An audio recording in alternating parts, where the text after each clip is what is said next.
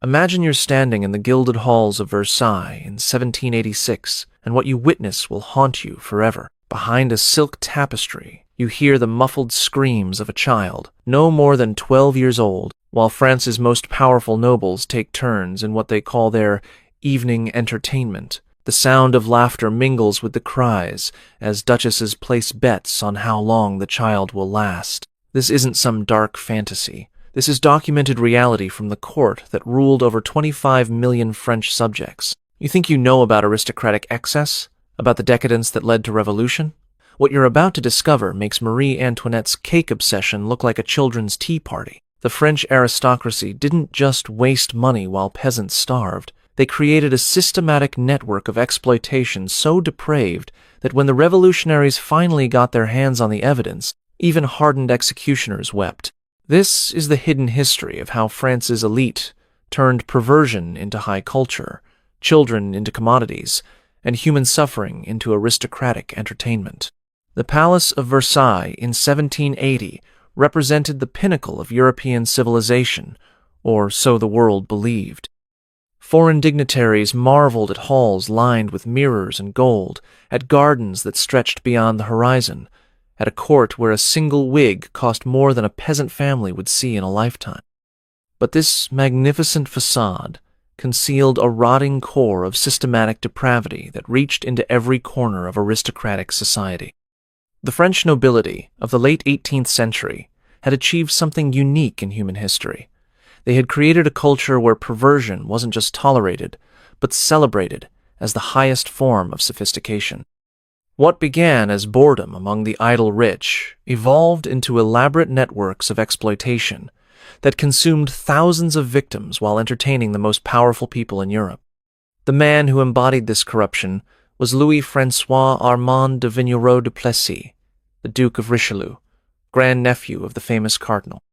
By 1750, Richelieu had become the unofficial king of aristocratic vice, a man whose appetites were so legendary that other nobles traveled from across Europe just to witness his innovations. Court records describe him as charming, intelligent, and completely without moral boundaries, the perfect representative of an aristocracy that had confused refinement with brutality. Richelieu's daily routine reveals the systematic nature of aristocratic perversion. Each morning, servants would present him with what they called the menu, detailed descriptions of available victims, their ages, their particular specialties, and their current condition. Like a gourmand selecting wines, Richelieu would choose his entertainment based on mood, weather, and whatever philosophical justification amused him that day. But Richelieu was just the tip of an iceberg that extended throughout French aristocratic society. The Duke of Orleans maintained what he called his academy, a mansion in Paris where children as young as 8 were trained in various forms of services. The Marquise de Pompadour, despite her reputation as Louis XV's refined mistress, operated procurement networks that supplied the court with fresh victims on a regular schedule. The transformation of the French aristocracy into this nightmare hadn't happened overnight. It was the product of generations of idle wealth, absolute power, and a philosophical movement that confused intellectual sophistication with moral bankruptcy. They had convinced themselves that their perversions were actually expressions of advanced thinking, that conventional morality was for the ignorant masses, and that their superior breeding gave them the right to use other human beings as entertainment. But what you've heard so far is nothing compared to the systematic horrors they created once they organized their individual depravities into institutions. The catalyst for organized aristocratic perversion came in 1748 with the founding of what its members called the Society of Philosophical Libertines. Created by the Duke of Orleans and a dozen other high-ranking nobles, the society wasn't just a social club. It was a criminal organization dedicated to pushing the boundaries of exploitation while maintaining a veneer of intellectual respectability. The society operated from a mansion in the Faubourg Saint-Germain district of Paris, hidden behind walls that concealed activities so extreme that even corrupt police officials refused bribes to look the other way. Members included some of the most powerful names in France, dukes, marquises, high-ranking clergy, and wealthy merchants who paid enormous fees for the privilege of participating in what they called philosophical experimentation. The Society's charter, discovered during the Revolution in a hidden vault, reveals the systematic nature of their operations. They maintained detailed records of victims, categorized by age, gender, physical characteristics, and what they euphemistically called specialized training. They operated procurement networks that extended across Europe, with agents in major cities whose sole job was identifying and acquiring suitable subjects for aristocratic entertainment. The mansion itself was designed specifically for its horrific purpose. The main floor featured elegant salons where members would discuss philosophy and literature while selecting their evening's entertainment from catalogs that read like livestock inventories. The basement levels contained what they called preparation chambers, where victims were trained, experimentation rooms, equipped with devices that belonged in torture chambers rather than bedrooms, and recovery areas where those who survived the evening's activities could heal enough to be used again. The Society's most innovative contribution to aristocratic depravity was the systemization of what they called philosophical cruelty. Members weren't just interested in sexual gratification. They wanted to explore the philosophical implications of absolute power over other human beings. They kept detailed journals of their experiments, recording not just what they did to their victims, but how the experience affected their own intellectual and emotional development. These journals, written in elegant French and bound in leather that cost more than most people's annual income, describe scenes of such calculated brutality that revolutionary prosecutors struggled to read them aloud during trials. One member wrote extensively about his theory that inflicting suffering on children was actually a form of education, preparing them for the harsh realities of life, while providing valuable insights into the nature of power and submission.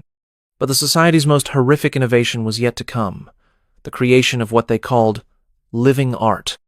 The Society's members, bored by conventional perversion, began experimenting with what they called living art, elaborate theatrical productions, where victims became unwilling performers in scenarios designed to combine exploitation with aesthetic experience. These weren't spontaneous acts of cruelty, but carefully choreographed performances that required months of preparation and involved dozens of participants.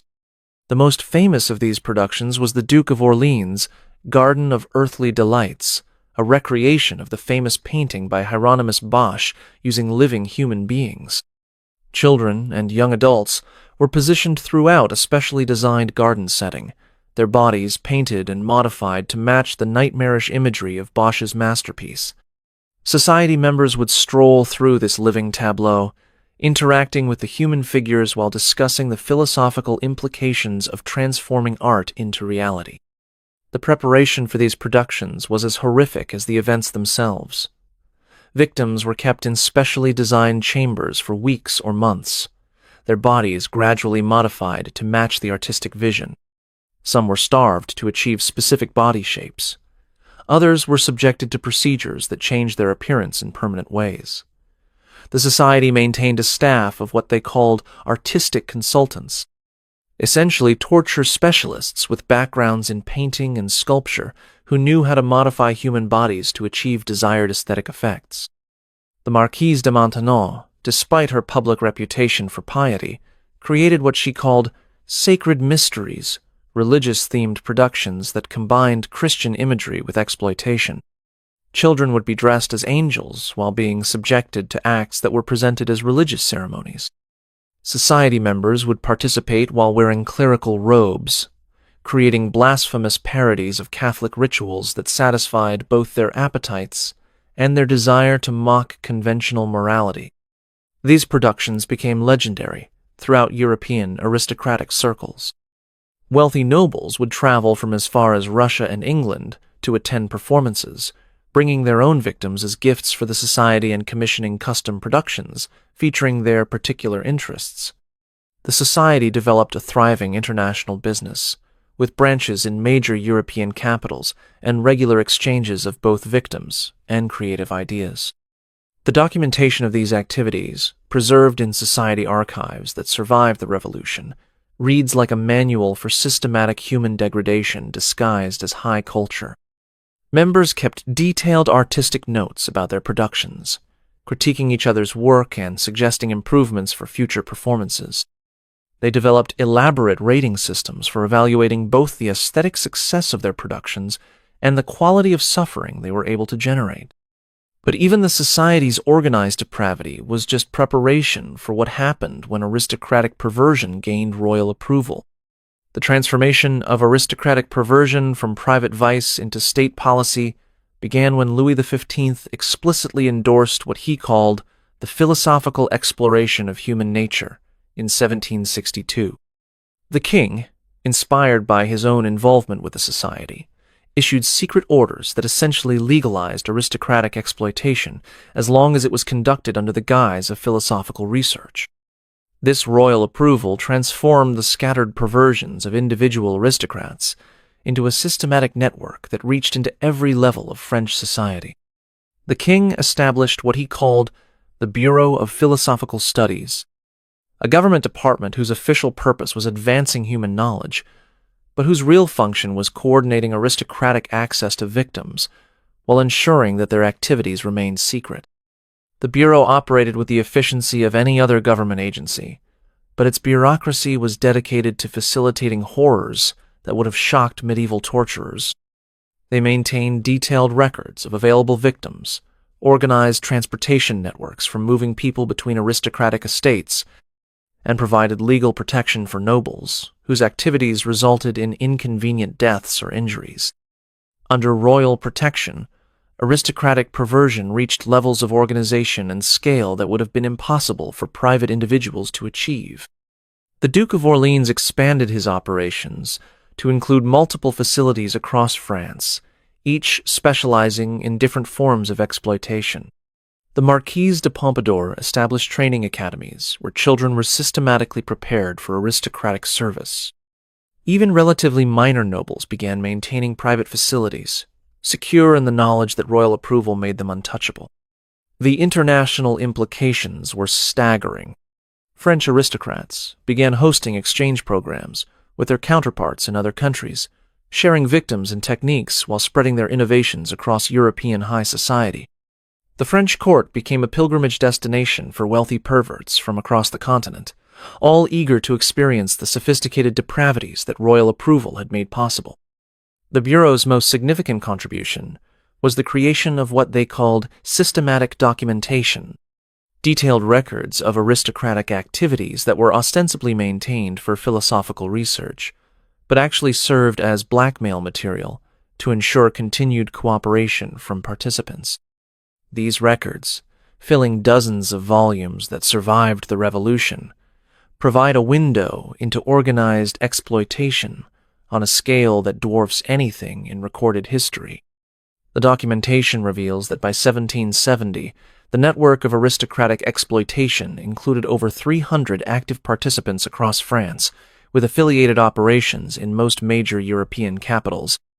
They were processing thousands of victims annually, maintaining facilities that resembled industrial operations more than the private indulgences of wealthy individuals. But the royal approval that enabled this systematic horror also contained the seeds of its own destruction. The systematic nature of aristocratic perversion created logistical challenges that eventually exposed the entire network to revolutionary justice. By 1780, the scale of their operations required infrastructure that was impossible to hide from an increasingly angry population that was watching their children disappear while aristocrats lived in unprecedented luxury. The procurement networks that supplied victims to aristocratic facilities relied on poverty and desperation that reached crisis levels in the decade before the revolution. Families facing starvation would sell children to recruiters who promised domestic service positions but delivered them to facilities where they would never be seen again. The volume of these transactions created a missing persons crisis that eventually drew attention from revolutionary investigators. The financial records of aristocratic perversion reveal spending that would have shocked even the extravagant court of Versailles. The Duke of Orleans alone spent over 2 million livres annually on his facilities, enough money to feed thousands of starving families. When revolutionaries discovered these expenditures in seized financial documents, the public reaction was explosive. The discovery of the Society's archives in 1792 provided revolutionary prosecutors with documentation of crimes so extensive and systematic that many refused to believe the evidence was genuine. The records included not just names and activities, but financial accounts, correspondence with international partners, and detailed descriptions of facilities that reads like blueprints for industrial-scale human exploitation.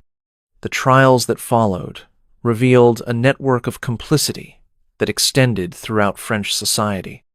Nobles who had considered themselves above the law suddenly found themselves facing prosecutors who had spent months reading their own words, describing the horrors they had inflicted. The contrast between their elegant self-justifications and the brutal reality of their actions created a public relations disaster that helped justify the extreme measures of the Terror period. Many aristocrats, faced with certain execution, chose suicide rather than public exposure of their activities. The Duke of Orleans, realizing that his extensive records made defense impossible, took poison in his cell the night before his trial was scheduled to begin. The Marquise de Maintenon fled to England, but was found dead in her London residence, apparently having overdosed on laudanum rather than face extradition.